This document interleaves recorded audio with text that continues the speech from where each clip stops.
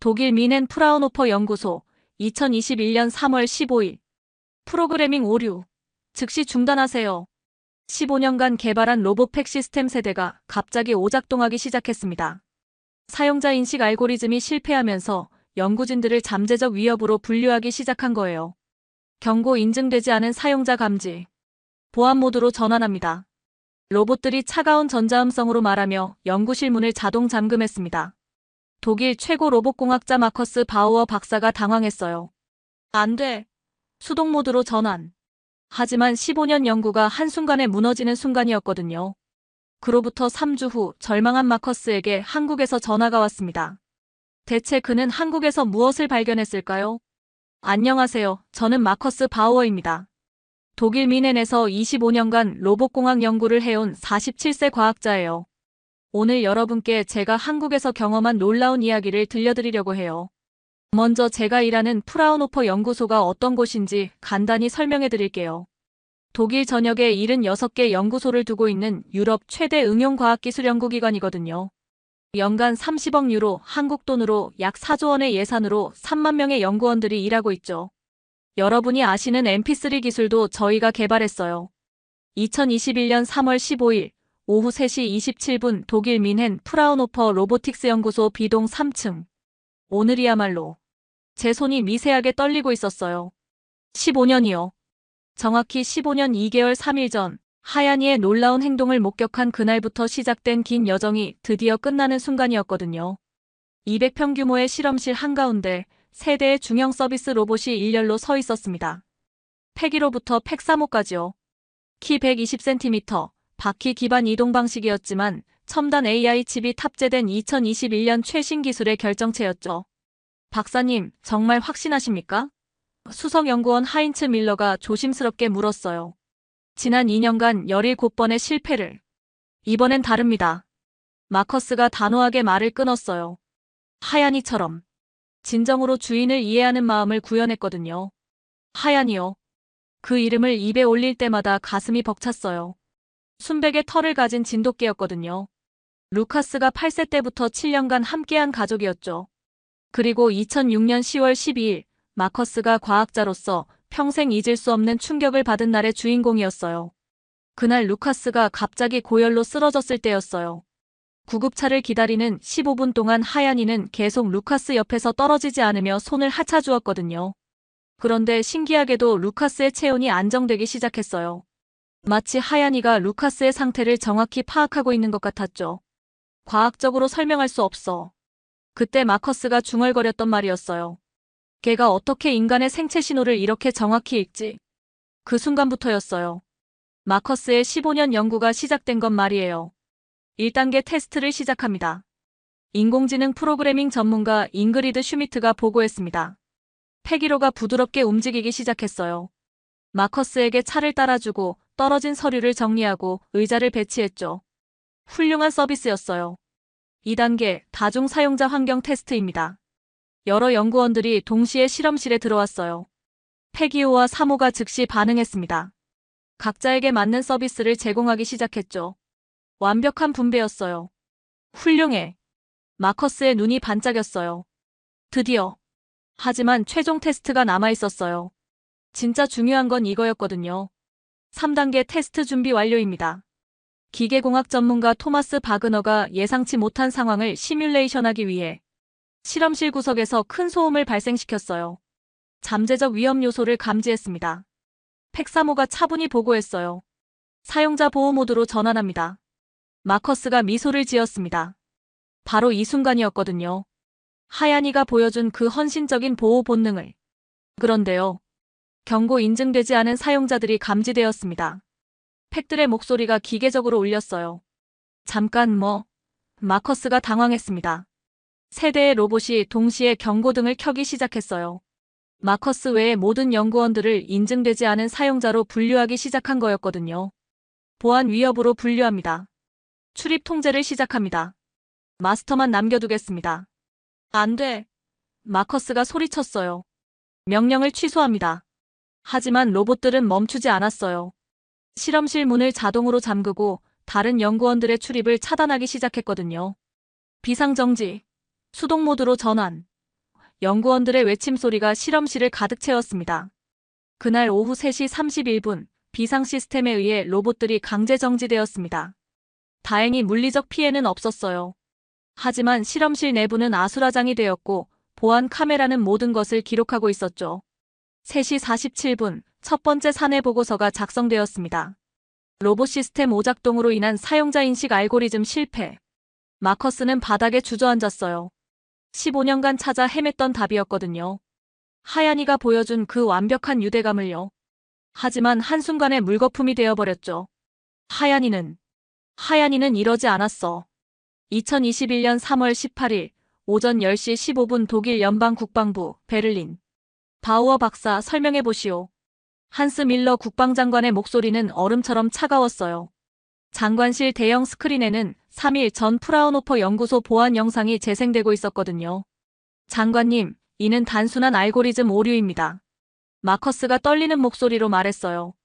단순한 오류라고요? 밀러 장관이 냉소적으로 웃었습니다. 독일 기술주간에서는 이미 독일 로봇공학의 한계 노출이라는 제목으로 보도했어요. 유럽 로봇공학회는 기술적 검증 부족이라고 했고요. 마커스의 얼굴이 새하얘졌어요. 15년간 쌓아온 명성이 72시간 만에 무너지고 있었거든요. 더 심각한 건 동아시아의 반응이에요. 밀러 장관이 또 다른 화면을 띄웠어요. 한국과학기술정보통신부에서는 2020년부터 병원용 서비스 로봇 LG 클로이가 실제 운영 중이라고 발표했고 현대차는 보스턴 다이내믹스를 11억 달러에 인수했다고 하더군요. 현대차가 보스턴 다이내믹스를요? 마커스가 당황했어요. MIT 김상배 교수의 로봇 연구실과도 협력하고 있다고 하고요. 부장관이 설명했어요. 2020년 기준으로 한국의 LG전자는 이미 서울대학교 병원에서 환자 안내 로봇을 실제 운영하고 있어요. 마커스의 심장이 조였어요. 한국이 이미 실용화 단계에 들어섰다는 말인가요? 그리고 이거요. 밀러 장관이 또 다른 화면을 켰어요. 일본 소니에서 우리 연구진들에게 2배 연봉으로 스카우트 제의를 했다는 정보도 입수했어요. 박사, 솔직히 말해보세요. 밀러 장관이 의자에서 일어났어요. 15년간 무엇을 했습니까? 마커스는 대답할 수 없었어요. 모든 게 사실이었거든요. 독일이 자랑하던 정밀공학도, 프라운호퍼의 70년 전통도 이 순간만큼은 무력했어요. 더 충격적인 건 부장관이 조심스럽게 말했어요. 한국에서 진돗개 유전체 연구로 로봇의 사회적 유대감 알고리즘을 개발했다는 소식입니다. 진돗개요? 네.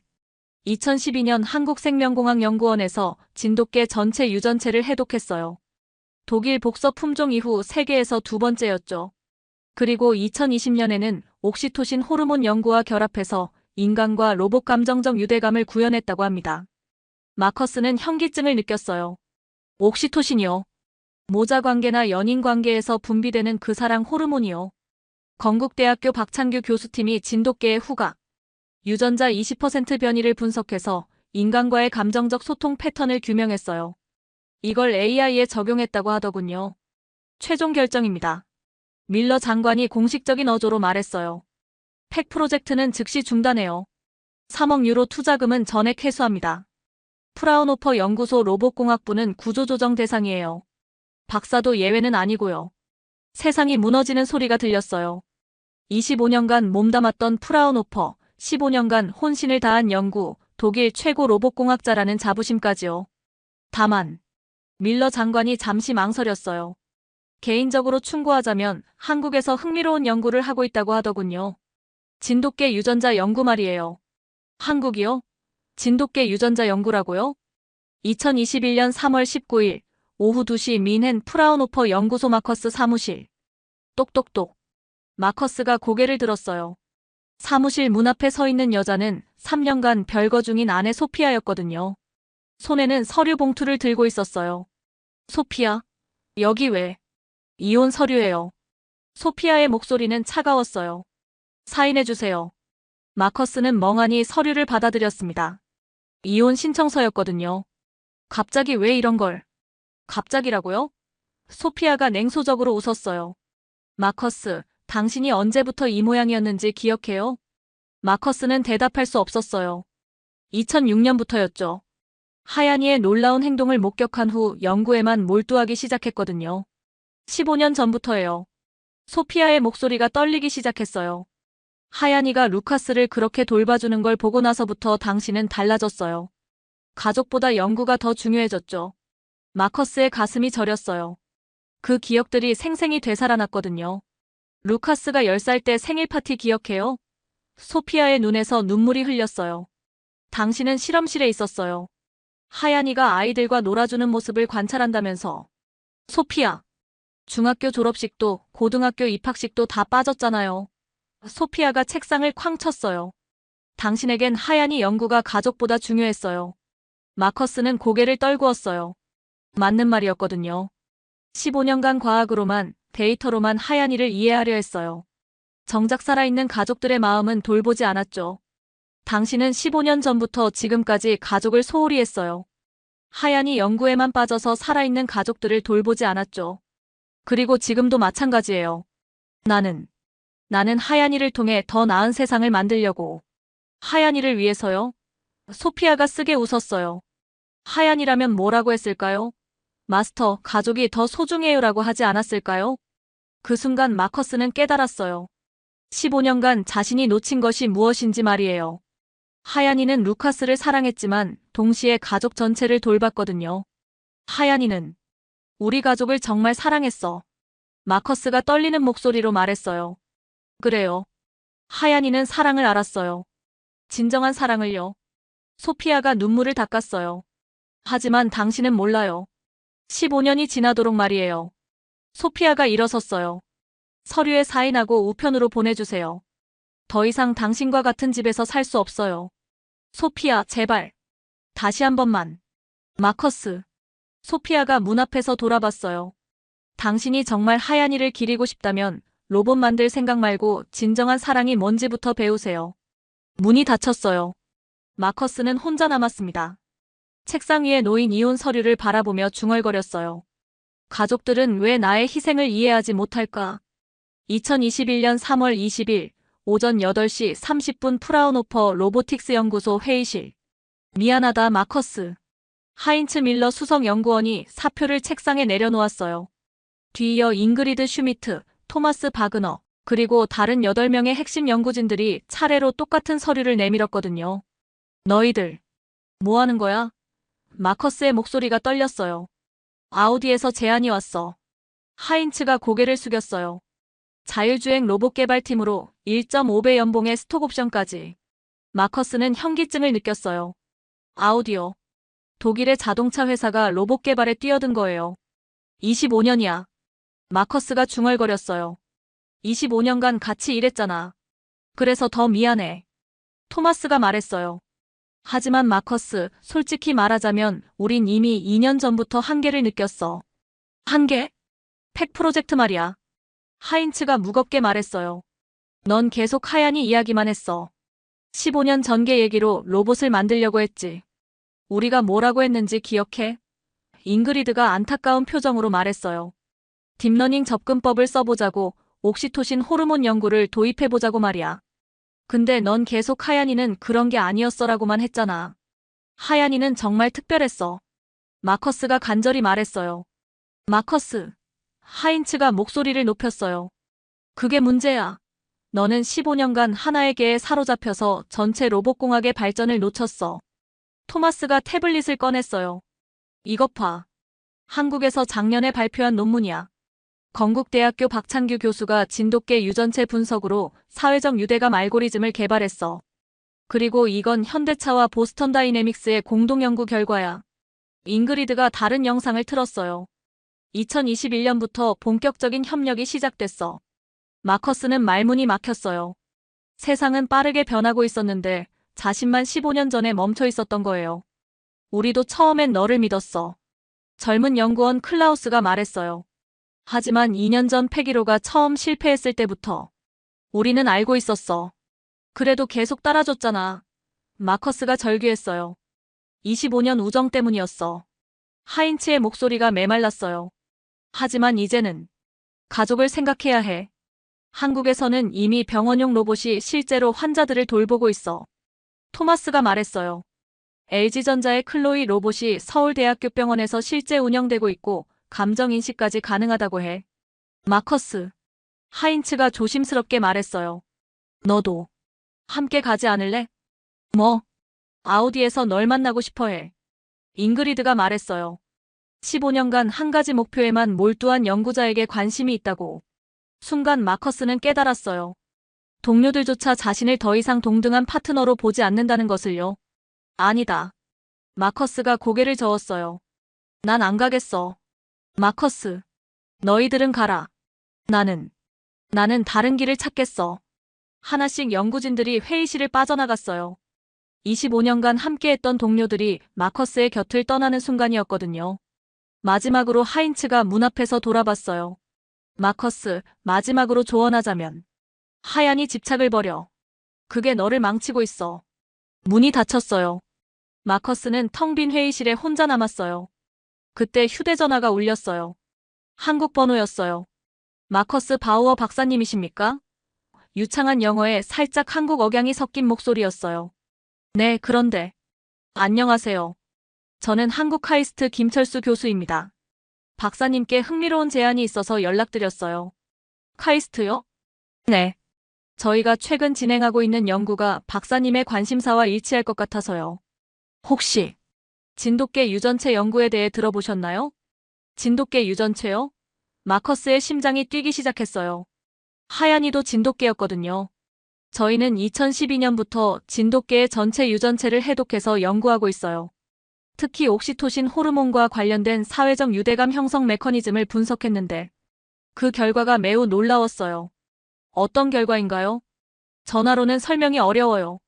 직접 보시는 게 좋을 것 같은데. 혹시 한국 방문이 가능하신지요? 마커스는 잠시 망설였어요. 한국이요? 하지만 지금 상황에서 다른 선택이 있었을까요? 언제쯤 가능할까요? 다음 주에 항공편을 준비해드리겠어요. 그리고 박사님, 하얀이에 대한 이야기도 들었어요. 저희 연구가 박사님께 도움이 될 수 있을 거라고 생각해요. 전화가 끊어진 후 마커스는 창밖을 바라봤어요. 하얀아. 그가 중얼거렸어요. 혹시 내가 나를 그곳으로 부르는 건 아니겠지? 바람에 흔들리는 나뭇가지가 마치 대답하는 것 같았어요.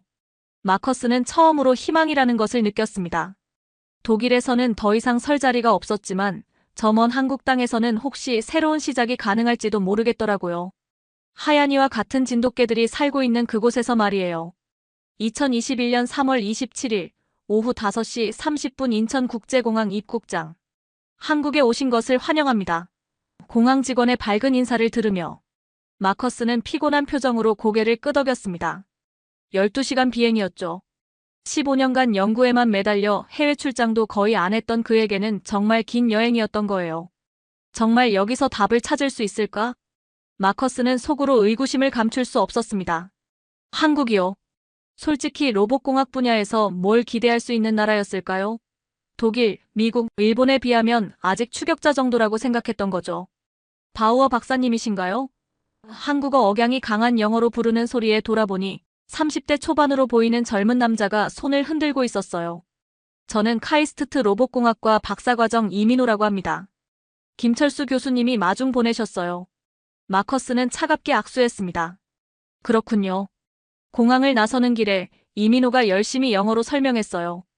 박사님, 한국이 처음이시죠? 저희 나라 로봇 기술이 생각보다 많이 발전했어요. 현대차가 보스턴 다이내믹스를 인수한 것도 알고 있습니다. 마커스가 시큰둥하게 대답했죠. 속으로는 자동차 회사가 로봇을 뭘 알겠어라고 생각했던 거예요. 인천국제공항 고속도로를 달리며 마커스는 창밖을 바라봤습니다. 생각보다 현대적인 도시였지만 독일의 체계적인 도시계획과는 다르게 느껴졌거든요. 박사님은 독일에서 어떤 연구를 하셨나요? 이민호가 호기심 어린 눈으로 물었어요. 로봇의 사회적 유대감 연구입니다. 마커스가 간단히 대답했죠. 속으로는 말해봤자 이해 못할 텐데라고 생각하면서 말이에요. 와, 정말요? 저희도 비슷한 연구를 하고 있는데. 이민호가 흥미진진한 표정을 지었어요. 특히 진돗개의 옥시토신 분비 패턴을 모델링해서. 옥시토신요? 마커스가 처음으로 관심을 보였습니다. 네.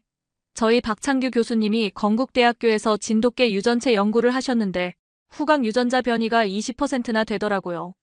이게 인간과의 감정적 소통에 큰 영향을 준다는 걸 발견했어요. 마커스는 조금 놀랐어요. 생각보다 구체적인 수치를 알고 있었거든요. 그리고 2015년 나가사와 교수팀의 연구를 보셨나요? 개와 주인이 서로 응시할 때 양쪽 모두에서 옥시토신이 증가한다는 이민호가 계속 설명했어요. 마커스가 깜짝 놀랐습니다. 자신도 알고 있는 최신 연구였거든요. 사이언스 저널에 실린 논문이었어요. 저녁 7시 30분 카이스트 대더 캠퍼스. 바우어 박사님, 정말 오셨군요. 김철수 교수가 반갑게 맞이했어요. 50대 중반 온화한 인상의 한국인이었죠. 초대해 주셔서 감사합니다. 마커스가 형식적으로 인사했습니다. 우선 저녁부터 하시죠. 한식 괜찮으시겠어요? 서양식으로 부탁드립니다. 마커스가 즉답했어요. 여전히 편견을 갖고 있었던 거죠. 교수 회관 레스토랑에서 스테이크를 먹으며 김철수 교수가 말했습니다. 박사님 연구에 대해 들었습니다. 15년간 한 가지 목표에만 집중하셨다고. 그런데 실패했습니다. 마커스가 쓸쓸하게 말했어요. 실패라뇨? 김철수 교수가 고개를 저었습니다. 오히려 그게 시작일 수도 있어요. 무슨 뜻인가요? 박사님이 찾으시는 진정한 사회적 유대감. 그것의 답이 우리나라에 있을 수도 있거든요. 마커스는 의심스러운 표정을 지었습니다. 한국의 말입니까? 진돗개 말이에요. 김철수 교수가 태블릿을 꺼냈어요. 우리가 9년간 연구한 데이터를 보여드릴게요. 화면에는 뇌파 측정 그래프들과 호르몬 분석 차트들이 나타났습니다. 마커스가 눈을 가늘게 뜨고 살펴봤어요. 2012년 한국생명공학연구원에서 진돗개 전체 유전체를 해독했어요. 독일 복서 품종 이후 세계에서 두 번째였죠. 김 교수가 설명했어요. 진돗개와 복서의 후각 관련 유전자 차이가 20%나 났어요. 마커스가 놀랐습니다. 20%는 상당한 차이였거든요. 그리고 2018년부터 농촌진흥청과 공동으로 진돗개, 풍산개, 동경이 2258마리의 유전체를 분석했어요. 야생 늑대를 공통조상으로 하지만 각각 독특한 유전적 다양성을 가지고 있더라고요. 흥미롭긴 하지만 마커스가 조심스럽게 말했습니다. 독일에서 이미 시도해본 접근법들이네요. 맞습니다.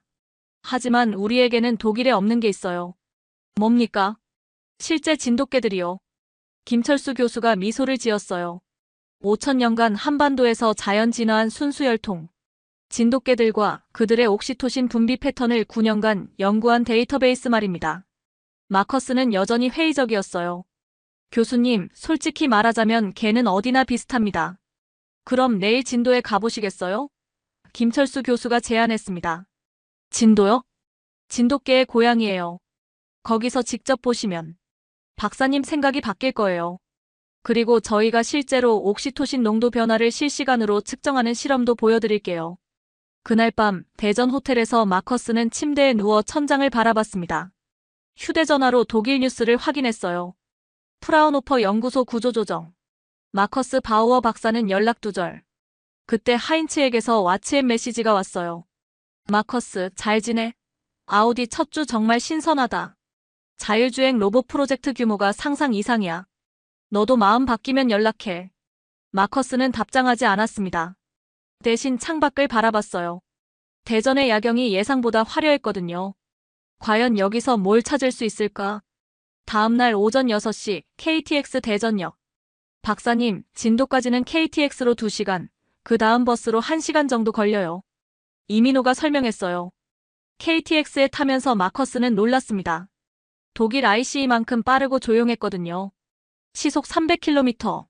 생각보다 한국 기술도 많이 발달해 있었던 거죠. 오후 1시 진돗개 보존센터. 여기입니다. 이민호가 현대적인 연구시설을 가리켰어요. 마커스는 안도했습니다. 독일의 연구소만큼은 아니어도 나름 체계적인 시설이었거든요.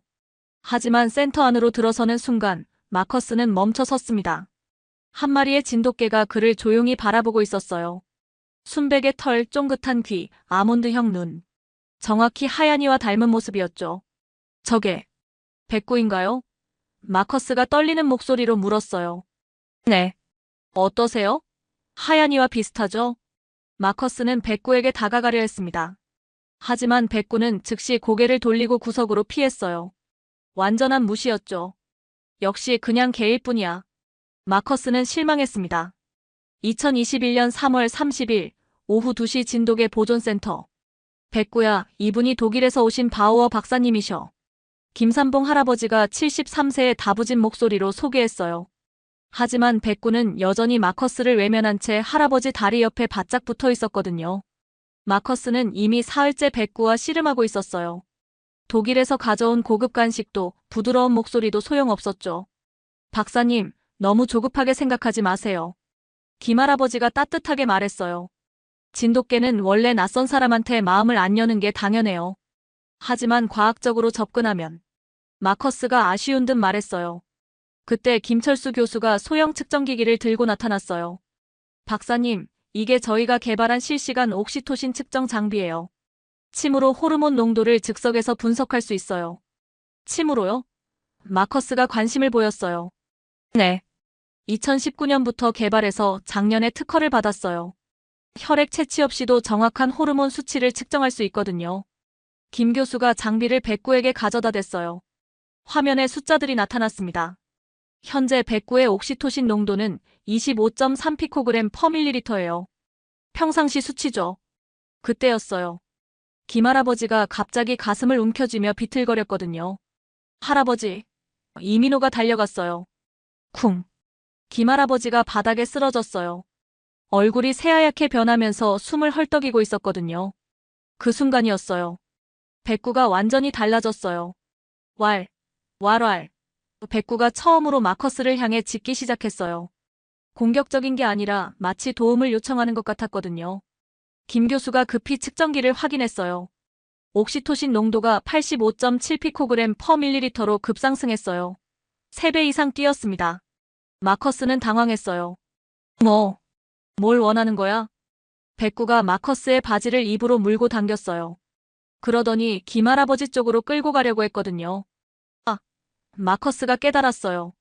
119에 신고해야 해. 마커스가 급히 전화를 걸었어요.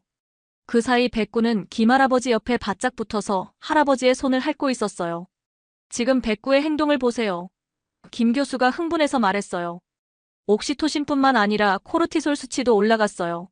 스트레스 호르몬이에요. 진짜로 걱정하고 있는 거예요. 15분 후 구급차가 도착했어요. 응급요원들이 김할아버지를 들것에 옮기는 동안 백구는 한 걸음도 떨어지지 않았거든요. 놀라운 건요. 김 교수가 데이터를 보며 말했어요. 백구가 마커스 박사님에게 도움을 요청할 때 옥시토신이 다시 한번 급상승했어요. 105.2피코그램 퍼 밀리리터까지요. 구급차가 떠나자 백구는 한참 동안 그 방향을 바라봤어요. 그러더니 낮게 울기 시작했거든요. 옥시토신이 서서히 감소하지만 여전히 평상시보다 2배 높아요. 김 교수가 설명했어요. 정서적 유대감이 지속되고 있다는 뜻이에요. 그 소리를 들은 순간 마커스의 가슴이 찔렸어요. 15년 전이었어요. 하얀이가 정확히 똑같은 소리를 냈었거든요. 루카스가 고열로 쓰러졌을 때 말이에요. 하얀이. 마커스가 무의식적으로 중얼거렸어요. 백구가 고개를 돌렸어요. 처음으로 마커스와 눈이 마주쳤거든요. 그 눈빛이었어요. 슬픔과 걱정, 그리고 누군가를 간절히 찾는 마음이 담겨 있었죠. 정확히 하얀이와 똑같은 눈빛이었어요. 백구는 잠시 망설이더니 조심스럽게 마커스의 손냄새를 맡았어요. 지금 보세요. 김 교수가 놀라며 말했어요. 백구의 옥시토신이 다시 올라가기 시작했어요. 마커스 박사님에 대한 경계심이 사라지고 있어요. 마커스는 조용히 말했어요. 너도 무서웠지? 할아버지가 쓰러져서. 백구가 마커스를 올려다봤어요. 여전히 경계하고 있었지만 처음으로 적대감이 사라진 눈빛이었거든요. 나도 알아. 마커스의 목소리가 떨렸어요. 사랑하는 사람이 아플 때가 얼마나 무서운지. 그 순간 백구가 살짝 마커스의 손가락을 코로 건드렸어요. 옥시토신 75.8피코그램 퍼 밀리리터. 김 교수가 외쳤어요. 신뢰관계가 형성되고 있어요. 마커스는 깨달았어요. 진정한 사회적 유대감이 무엇인지 말이에요. 명령에 복종하는 게 아니야. 진심으로 걱정하고 진심으로 소통하는 거야. 그리고 그 모든 것이 옥시토신이라는 호르몬으로 측정할 수 있는 거야. 저녁 7시 진도병원. 다행히 큰 문제는 없어요. 의사가 말했어요. 과로와 스트레스가 원인인 것 같아요. 김할아버지가 침대에서 미소를 지었어요. 백구는 어떻게 하지? 제가 돌볼게요. 마커스가 말했어요. 김할아버지가 놀란 표정을 지었어요. 박사님이요? 네. 백구가 저를 믿어주기 시작한 것 같아요. 실제로 백구는 지금 마커스 발 옆에 조용히 앉아 있었어요. 그날 밤 보존센터 숙소에서 마커스는 백구와 함께 밤을 보냈어요. 백구는 문 앞에 누워서 밖을 바라보고 있었죠. 할아버지 걱정되지? 마커스가 조용히 물었어요. 백구가 고개를 돌려 마커스를 봤어요. 나도 그랬어. 마커스가 말했어요. 15년 전에 루카스가 아팠을 때 하얀이도 너처럼 계속 걱정했거든. 백구의 눈이 마커스의 얼굴을 유심히 바라봤어요. 그때 나는 하얀이의 마음을 몰랐어. 마커스의 목소리가 떨렸어요. 로봇으로 하얀이를 만들려고만 했지. 진짜 하얀이가 뭘 느꼈는지는 생각 안 했어. 마커스가 바닥에 앉았어요. 백구와 같은 높이에서 말이에요. 하지만 이제 알 것 같아. 너희들은 단순히 명령을 따르는 게 아니야. 정말로, 정말로 사랑하는 거구나. 그리고 그 사랑이 옥시토신이라는 호르몬을 통해 과학적으로 증명될 수 있는 거고.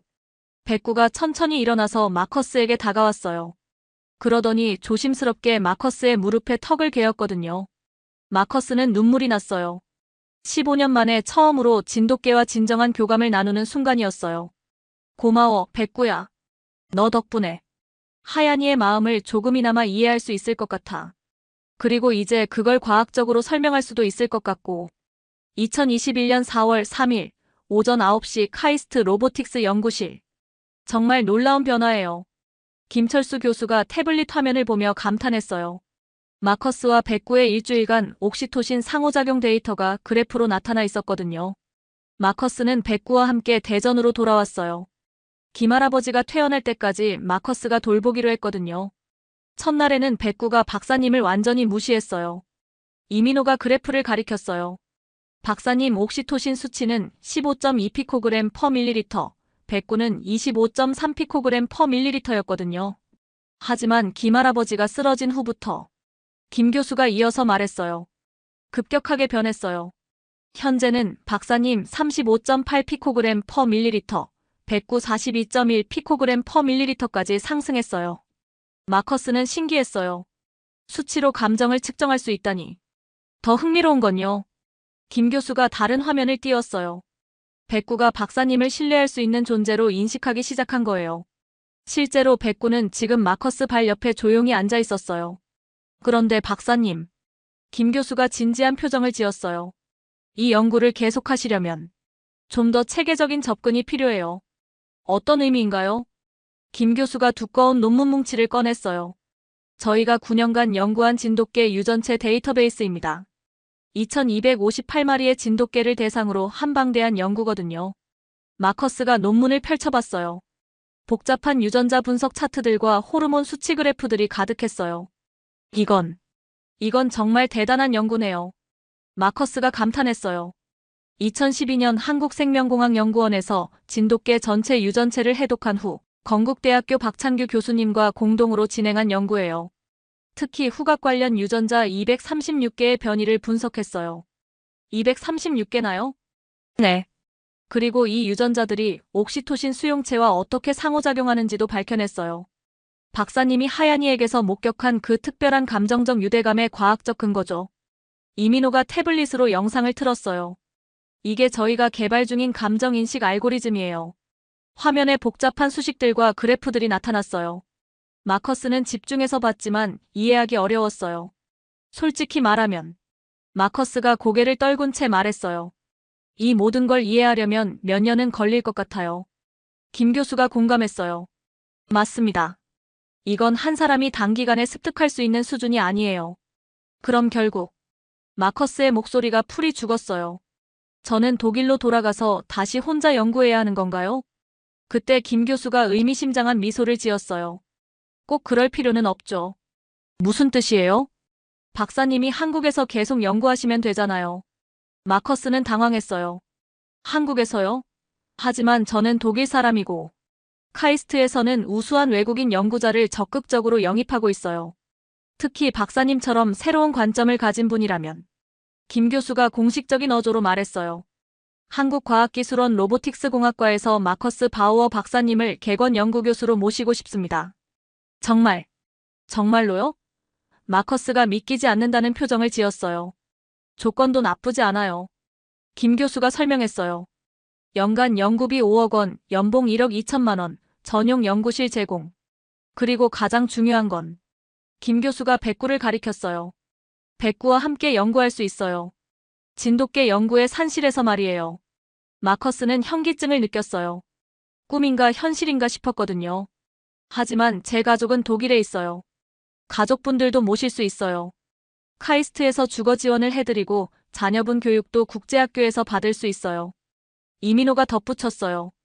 그리고 박사님의 15년 경험과 저희의 9년 데이터가 결합되면 정말 혁신적인 성과를 낼 수 있을 거예요. 마커스는 생각에 잠겼어요. 15년간 독일에서 실패를 거듭했는데 한국에서는 불과 2주 만에 새로운 희망을 찾았거든요. 시간을 좀 주세요. 마커스가 말했어요. 가족과 상의해봐야 해요. 물론이죠. 김 교수가 이해한다는 표정을 지었어요. 중요한 결정이니까요.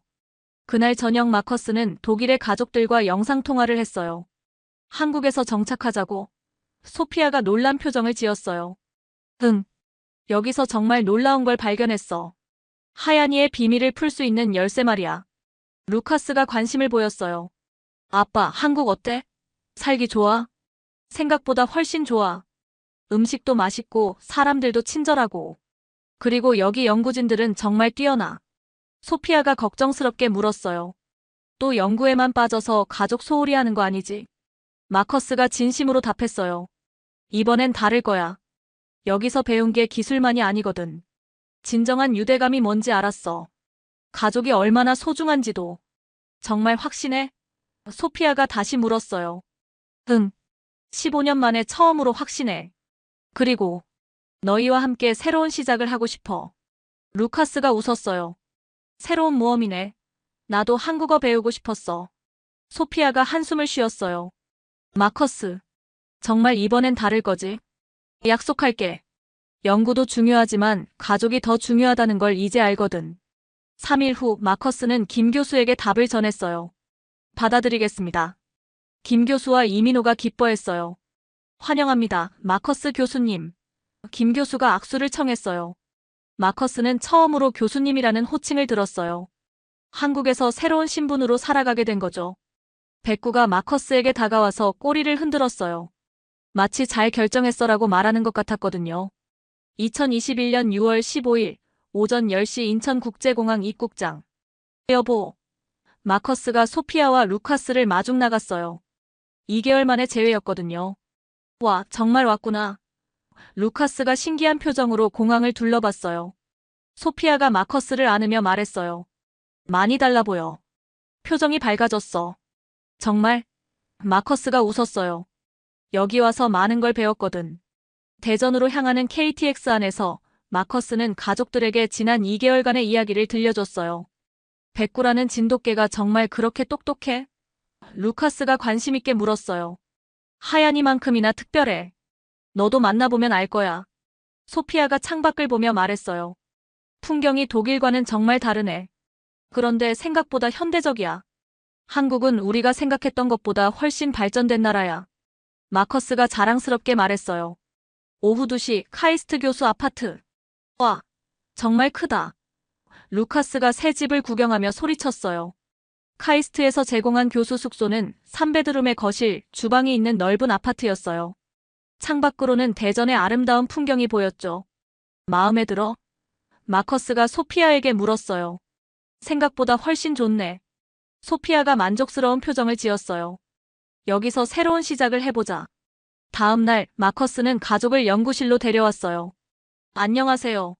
김철수 교수가 유창한 영어로 인사했어요. 마커스 교수님 가족분들을 직접 뵙게 되어 영광입니다. 이분이 김철수 교수님이야. 내가 한국에서 가장 존경하는 분이지. 마커스가 소개했어요. 이민호도 나타나서 인사했어요. 안녕하세요. 이민호입니다. 앞으로 아버님과 함께 연구하게 될 대학원생이에요. 루카스가 신기한 표정으로 연구실을 둘러봤어요. 우와, 이게 다 로봇들이야? 아직 개발 단계지만 곧 정말 놀라운 로봇들을 보게 될 거예요. 김 교수가 설명했어요. 그때 백구가 나타났어요. 저게 백구구나. 루카스가 흥분했어요. 백구는 처음에는 낯선 사람들을 경계했지만 마커스가 옆에 있다는 걸 확인하고는 조심스럽게 다가왔어요. 안녕, 백구야. 루카스가 조심스럽게 손을 내밀었어요. 백구가 루카스의 손냄새를 맡더니 꼬리를 살짝 흔들었어요. 우와, 정말 똑똑하다. 루카스가 감탄했어요. 소피아가 백구를 보며 말했어요. 정말 하얀이를 닮았네. 눈빛이 똑같아. 마커스의 눈이 촉촉해졌어요. 그래서 더 특별한 것 같아. 1개월 후 2021년 7월 20일. 마커스 가족의 한국 적응은 생각보다 순조로웠어요. 루카스는 대전국제학교에서 새로운 친구들을 사귀며 한국어도 배우고 있었어요. 특히 진돗개에 관심이 많아져서 백구와 함께 보내는 시간이 늘어났죠. 소피아는 한국 전통 문화의 매력을 느끼며 한국어 수업을 듣기 시작했어요. 특히 한국 음식 만들기에 푹 빠져 있었거든요. 여보, 이거 삼계탕이야. 직접 만들어봤어.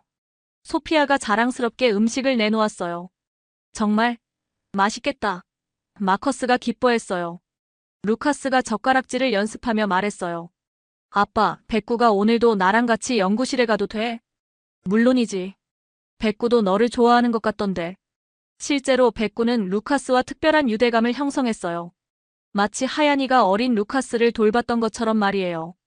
연구실에서도 놀라운 진전이 있었어요. 마커스 교수님의 15년 경험과 저희 데이터가 결합되니까 정말 시너지가 크네요. 김 교수가 연구 결과를 보며 말했어요. 마커스와 한국 연구진은 옥시토신 기반 감정인식 알고리즘을 크게 발전시켰어요. 특히 마커스의 실패 경험들이 오히려 중요한 참고 자료가 되었죠. 박사님이 15년간 시행착오를 겪으신 덕분에 저희가 같은 실수를 피할 수 있었어요. 이민호가 고마워했어요. 실패도 값진 경험이었던 거네. 마커스가 웃었어요. 2021년 9월 1일 카이스트 로보틱스 연구실. 드디어 첫 번째 프로토타입이 완성됐어요. 이름은 뭐로 할까요? 김 교수가 물었어요. 하얀이라고 하면 어떨까요? 마커스가 제안했어요. 좋은 이름이네요. 로봇 하얀이 1호 시동합니다. 이민호가 스위치를 눌렀어요. 로봇의 눈이 파란 빛으로 켜졌어요. 안녕하세요. 로봇이 자연스러운 목소리로 말했어요. 저는 하얀이입니다. 마커스가 감격스러워했어요. 정말로 성공했네요. 아직 시작일 뿐이에요. 김 교수가 겸손하게 말했어요. 하지만 박사님 덕분에 올바른 방향을 찾았어요. 루카스가 로봇에게 말을 걸었어요. 안녕, 하얀아. 나는 루카스야. 안녕하세요, 루카스님. 로봇이 대답했어요. 아버님이 자주 말씀하셔서 알고 있어요. 만나서 반가워요. 루카스가 깜짝 놀랐어요. 정말 사람 같아. 소피아가 마커스의 어깨에 기대며 말했어요. 드디어 해냈구나. 15년 만에. 아니야. 마커스가 고개를 저었어요. 이건 시작일 뿐이야. 진짜 중요한 건 이제부터야. 그때 백구가 로봇 하얀이에게 다가갔어요. 서로를 신기하게 바라보는 모습이 인상적이었죠. 신기하네. 김 교수가 중얼거렸어요. 백구가 하얀이를 적대하지 않아요. 당연하죠. 마커스가 미소를 지었어요. 하얀이는 백구의 마음을 닮아서 만들어진 거니까요. 2021년 10월 15일 독일 민헨. 마커스는 가족과 함께 독일을 방문했어요. 하얀이의 무덤을 찾아가기 위해서였죠. 하얀아. 마커스가 묘비 앞에서 꽃을 놓으며 말했어요. 드디어 내 마음을 이해했어. 그리고 그 마음을 과학으로 구현했어. 루카스가 옆에서 조용히 말했어요. 하얀아, 한국에 내 친구 백구가 있어. 정말 너를 닮았어. 소피아도 눈물을 흘렸어요. 고마워, 하얀아. 우리 가족을 다시 하나로 만들어줘서. 바람이 불어와 꽃잎을 흔들었어요. 마치 하얀이가 대답하는 것 같았죠.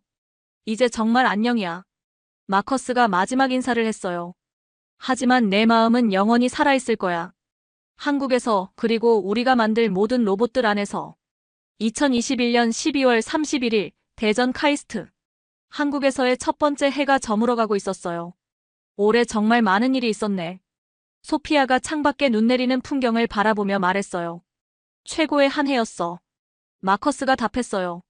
루카스는 백구와 함께 거실에서 놀고 있었어요. 백구는 이제 루카스의 가장 친한 친구가 되었거든요.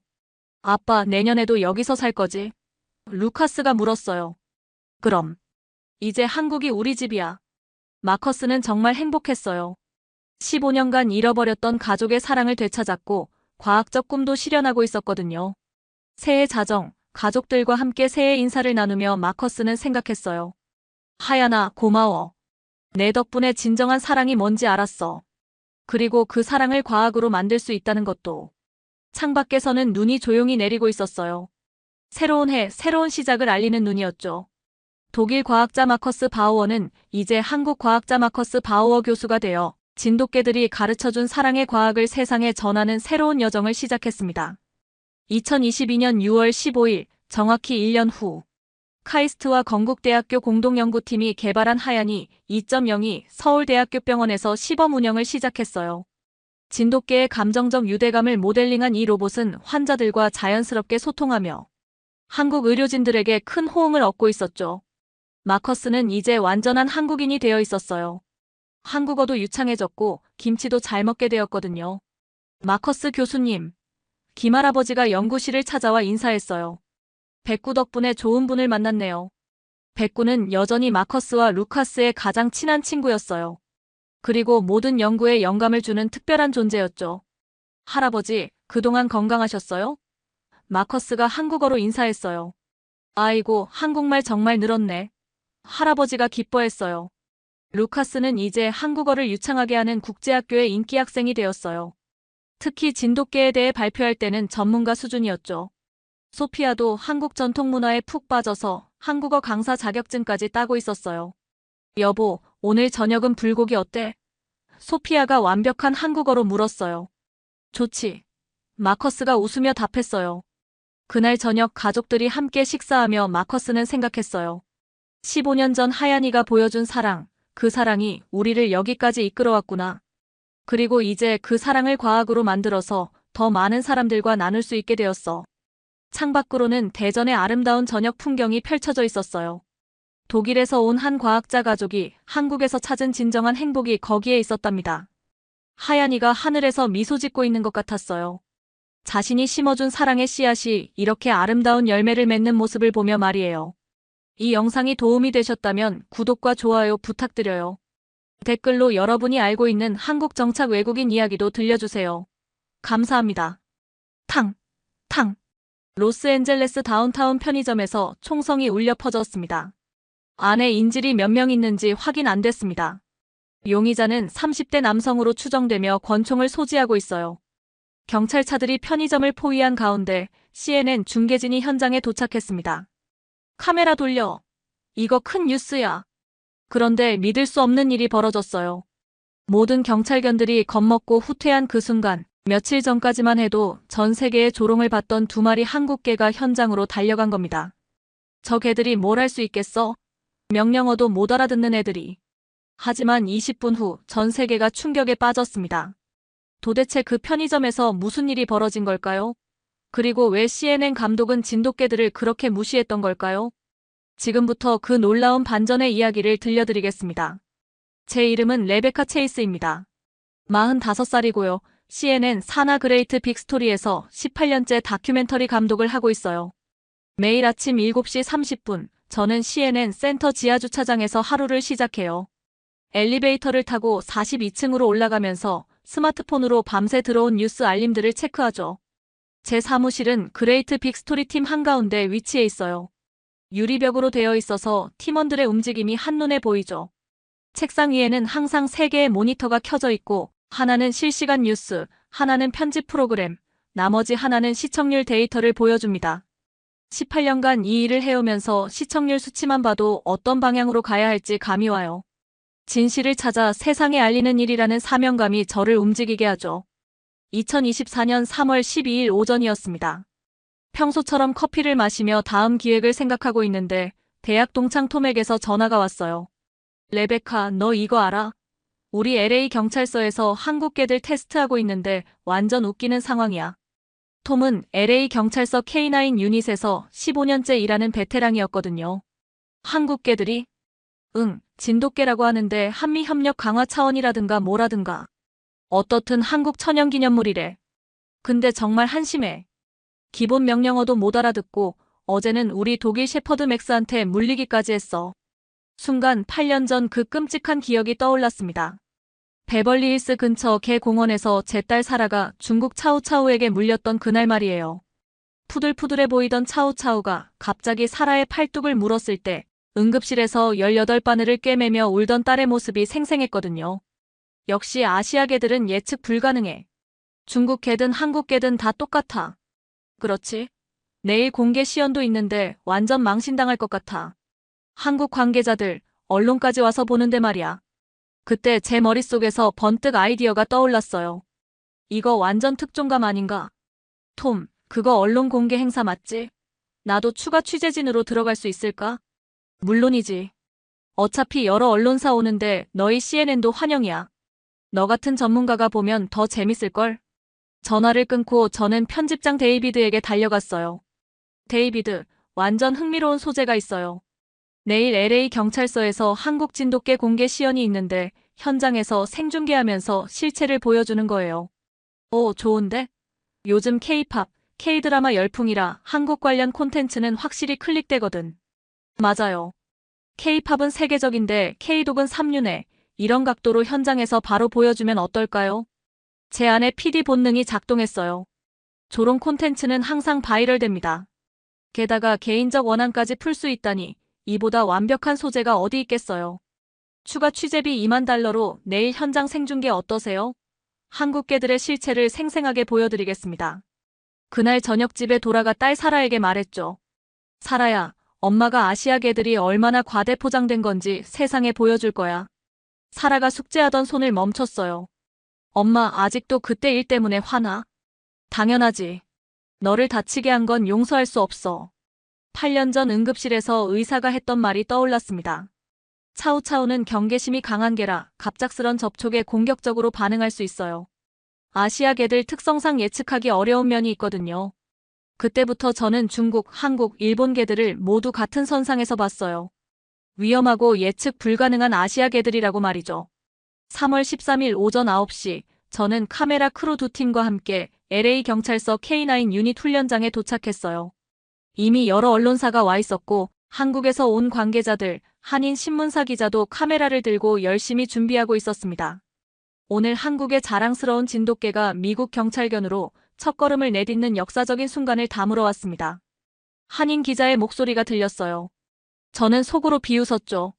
곧 역사적인 망신을 보게 될 텐데. 카메라 1번은 진돗개들 멍한 표정 클로즈업, 2번은 독일 셰퍼드 완벽한 시연과 대비되게 잡아.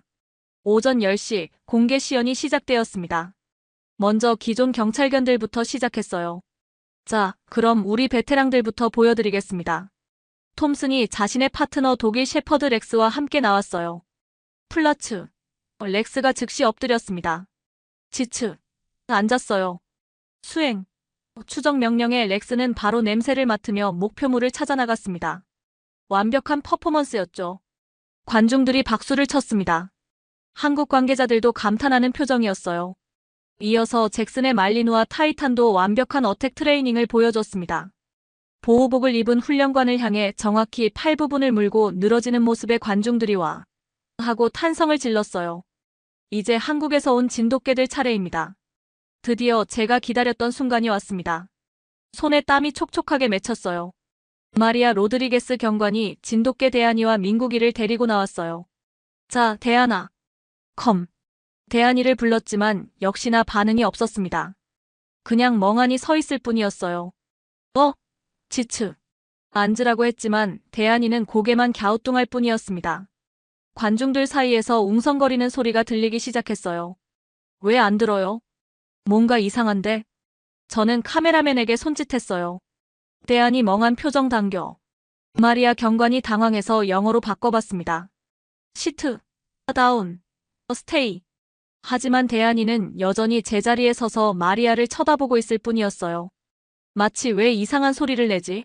라고 묻는 것 같았습니다. 관중들의 반응이 점점 차가워졌습니다. 저게 정말 경찰견이에요? 한국 천연기념물이라더니. 한국 관계자들의 얼굴이 붉어지기 시작했어요. 마리아 경관이 민국이라도 해보려고 했습니다. 민국아 컴. 하지만 민국이도 마찬가지였습니다. 아무런 반응이 없었어요. 그때 관중 중 한 명이 스마트폰을 들고 촬영하기 시작했습니다. 오, 이거 완전 웃기는데. 한국계가 이 수준이야? 다른 사람들도 휴대폰을 꺼내기 시작했어요. 이거 SNS에 올려야겠다. K-팝은 세계적인데 K-독은 이 정도네. 킥킥킥. 한인 기자가 실망한 표정으로 카메라를 내렸습니다. 이거 방송하기가 좀 그러네요. 데이비스 경사가 마리아에게 다가왔어요. 로드리게스, 이제 그만해. 더 이상은 창피만 당하겠어. 로드리게스 경관이 얼굴을 붉혔습니다. 18년 경력상 이런 현장은 처음이었습니다. 하지만 동시에 제 안의 복수심이 꿈틀거렸어요. 이거야말로 완벽한 소재다. 저는 현장에서 바로 녹화를 시작했습니다. 시청자 여러분, 지금 목격하고 계시는 것이 바로 신화와 현실의 차이입니다. 한국이 천연기념물이라고 자랑하는 진돗개들이 기본 명령어조차 이해하지 못하고 있습니다. 진돗개들을 다시 캔넬로 데려가면서 주변에서 들리는 소리들이 귀에 박혔습니다. 역시 아시아계는 안 되는구나. 한국인들이 너무 과장한 거 아니야? 우리 독일 셰퍼드가 최고지. 그날 저녁 제 현장 리포트는 CNN에서 황금 시간대에 방송되었어요. 시청률이 무려 15%를 기록했습니다. 제 커리어 최고 기록이었죠. 그날 밤부터 진돗개 실패 영상이 소셜미디어에서 폭발적으로 확산되기 시작했어요. CNN 편집실은 축제 분위기였습니다. 동료들이 모니터를 둘러싸고 웃어댔거든요. 저거 정말 한국 천연기념물이야? 멍청해 보이는데? 독일 셰퍼드 한 마리가 저 진돗개 10마리보다 나을 것 같아. 상부에서 칭찬이 쏟아졌죠. 체이스, 완전 대박이야. 이런 소재 더 찾아봐. 저는 트위터에 포스팅했어요. 한국이 천연기념물이라고 하는 개들이 기본 명령어도 못 알아듣네요. 또 다른 아시아 과대포장 아닌가요? 해시태그는 순식간에 트렌딩됐습니다. 미국 전역에서 진돗개 조롱밈이 확산됐어요. 진돗개 실패, 한국 개망신, 독일개 클래스 등이 전 세계 트렌딩 1위에 올랐고 각종 패러디 영상들이 쏟아져 나왔죠. 댓글들도 가혹했어요. 개고기 문화라 그런가? 역시 메이드 인 코리아는 안 되네. 킥킥킥, 독일 기술력이 최고다. 집에서 딸 살아도 친구들과 진돗개 실패 영상을 보며 웃고 있었거든요. 엄마 맞다, 아시아 개들 정말 이상해. 남편 마이클이 우려를 표했어요. 여보, 너무 심한 거 아니야? 편견을 조장하는 것 같은데. 당신은 사라가 얼마나 고생했는지 몰라. 8년 동안 개 무서워해서 친구들과 어울리지도 못했는데 이제야 진실이 밝혀진 거야. 제 마음속에서는 쾌감이 밀려왔어요. 드디어 복수하고 있다는 느낌. 그리고 PD로서도 대성공이었거든요. 한국에서 반발이 시작됐지만 저는 개의치 않았습니다. 표현의 자유야. 사실을 보도한 것뿐이야. 사실 저는 이미 다음 기획도 생각하고 있었어요. 아시아 신화의 실체 연작 시리즈로 중국의 용, 일본의 사무라이 정신, 한국의 천연기념물 등을 차례로 까는 거였죠. 시청률은 보장된 거나 마찬가지였어요. 3월 25일 오후 2시 15분, 갑자기 CNN 뉴스룸에 긴급상황 알림이 울렸어요. 편의점 무장강도 사건 발생. 용의자 총기 소지, 인질 있음. 저는 즉시 현장 중계진에게 지시를 내렸습니다. 카메라 돌려. 이거 큰 뉴스 될 것 같아. LA 경찰서 K9 유닛 셰퍼드와 대조할 수 있겠어. 그리고 진돗개들도 완전 무능 입증되는 거야. 현장에 도착한 중계진으로부터 이상한 보고가 들어왔어요. 감독님, 경찰견들이 모두 겁먹고 후퇴했는데 진돗개 2마리가 캔넬에서 빠져나와 현장으로 향하고 있습니다. 뭐? 저 한국개들이 뭘 할 수 있겠어? 명령어도 못 알아듣는 애들이. 저는 이때까지도 진돗개들을 우습게 봤어요. 오히려 기대됐죠. 진돗개들이 위험한 상황에서 얼마나 무능한지 보여줄 절호의 기회야. 카메라맨에게 지시했습니다.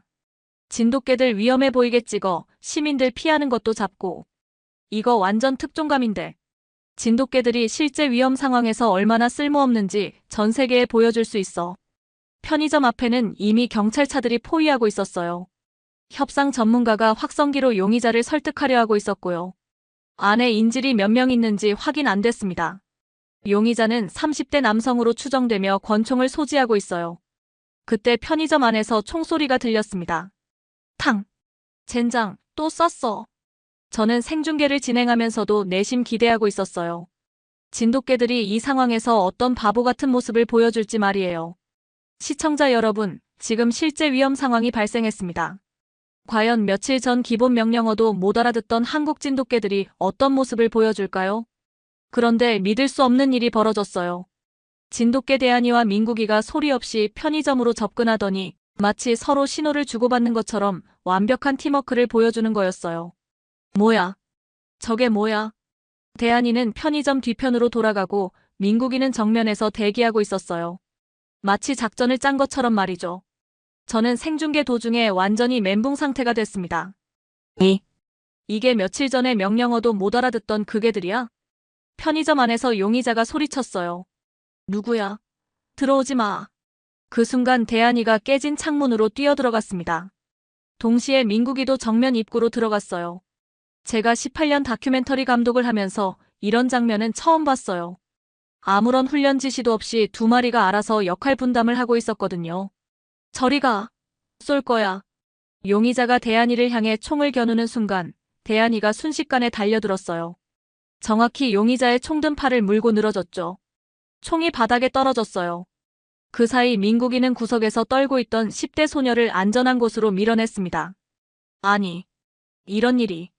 저는 말을 잇지 못했어요. 뉴스룸이 완전히 술렁였거든요. 감독님, 실시간 댓글이 완전히 역전됐어요. 진돗개 대박이다. CNN 사과해라. 저게 진짜 천재견이었구나. 제 18년 경력 최대 위기였어요. 전 세계 생중계로 제가 얼마나 틀렸는지가 드러나고 있었거든요. 경찰관들이 뛰어들어와 용의자를 제압했어요. 인질도 무사히 구조됐고요.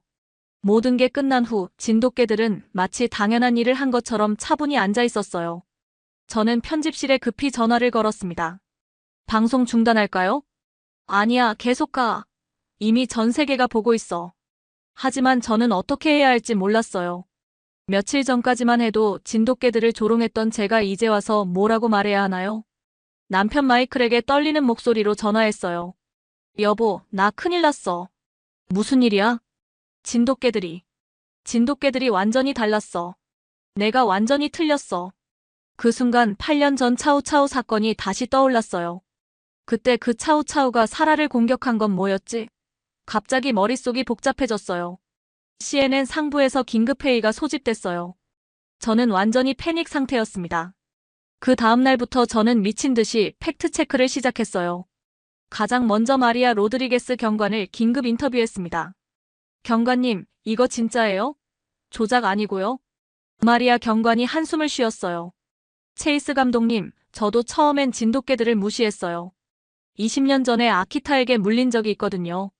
아키타요? 네. 그때부터 아시아 개들을 신뢰하지 않았어요. 진돗개들도 마찬가지였고요. 제가 깜짝 놀랐어요. 저와 비슷한 경험을 한 사람이 있었다니. 그런데 어떻게 생각이 바뀌신 거예요? 진돗개들은 명령을 기다리지 않아요. 상황을 스스로 판단해서 행동하거든요.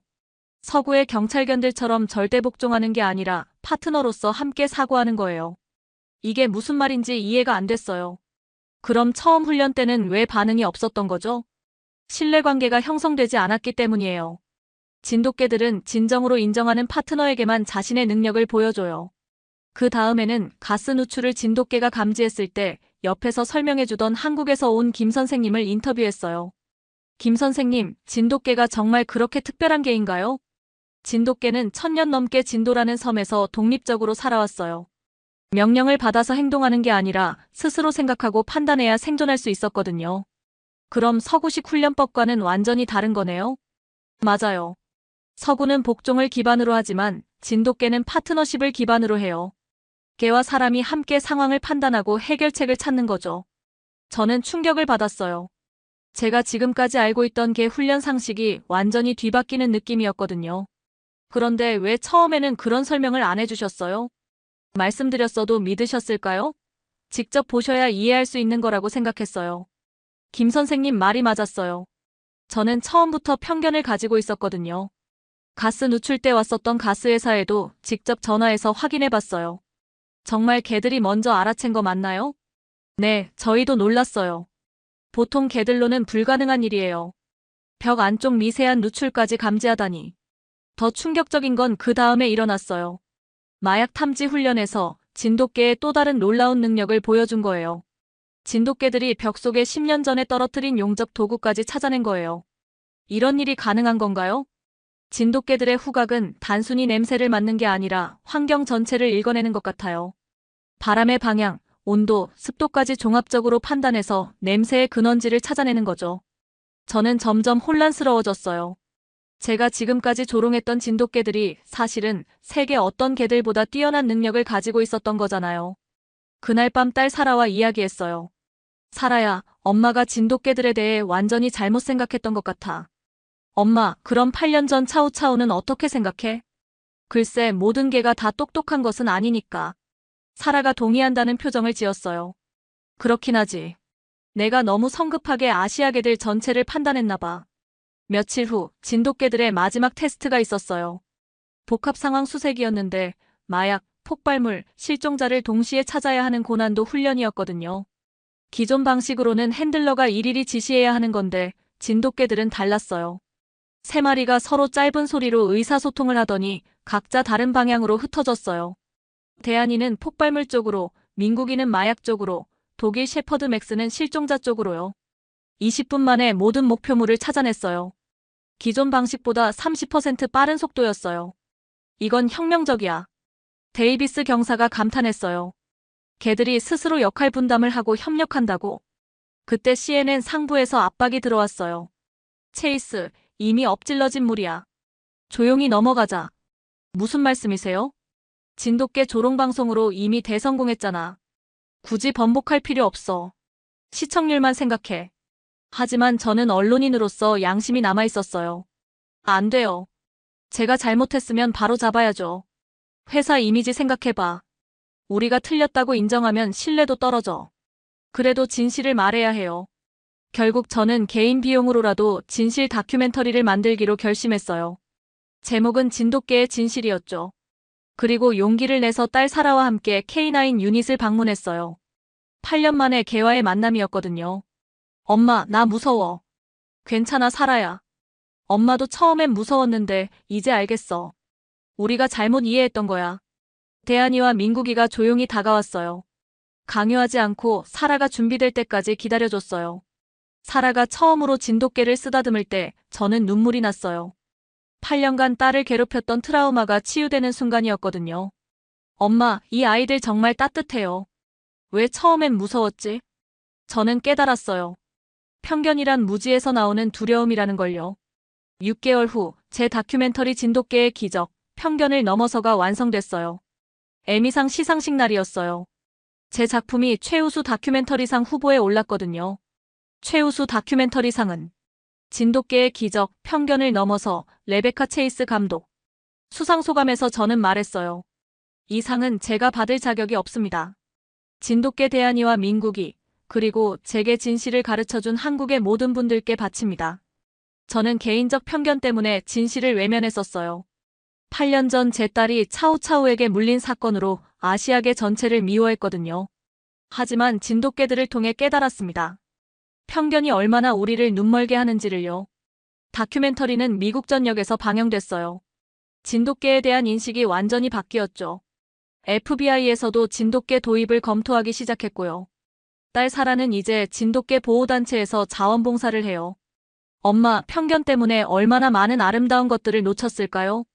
저는 답했어요. 하지만 이제 알았으니까 더 늦기 전에 바꿔나가자. CNN 뉴스룸에는 지금도 진돗개 대한이와 민국이의 사진이 걸려 있어요. 편견을 넘어선 진실이라는 문구와 함께요. 저는 이제 알아요. 진정한 언론인이란 자신의 편견을 인정하고 진실을 추구하는 사람이라는 걸요. 그리고 진돗개들은 저에게 그 용기를 가르쳐준 최고의 선생님이었어요. 제가 처음에는 복수심과 조롱으로 시작했던 이 프로젝트가 결국 제 인생을 완전히 바꿔놨어요. PD로서도 엄마로서도 한 사람으로서도 말이죠. 진돗개들 정말 고마워요. 여러분이 저를 더 나은 사람으로 만들어주셨어요. 지금까지 CNN 다큐멘터리 감독 레베카 체이스의 이야기를 들어보셨는데요. 어떠셨나요? 편견이란 정말 무서운 것 같아요. 개인적인 상처 하나가 전체에 대한 시각을 완전히 왜곡시킬 수 있다는 걸 보여주잖아요. 하지만 동시에 용기를 내서 자신의 잘못을 인정하고 진실을 추구할 때 얼마나 아름다운 변화가 일어날 수 있는지도 보여주는 것 같고요. 진돗개들의 놀라운 능력도 인상적이었지만 무엇보다요. 사람이 편견을 버리고 성장하는 과정이 가장 감동적이었던 것 같아요. 여러분도 혹시 무의식 중에 가지고 있는 편견은 없으신가요? 레베카처럼 용기를 내서 다시 한번 생각해보는 건 어떨까요? 이런 이야기가 더 궁금하시다면 구독과 좋아요 부탁드려요.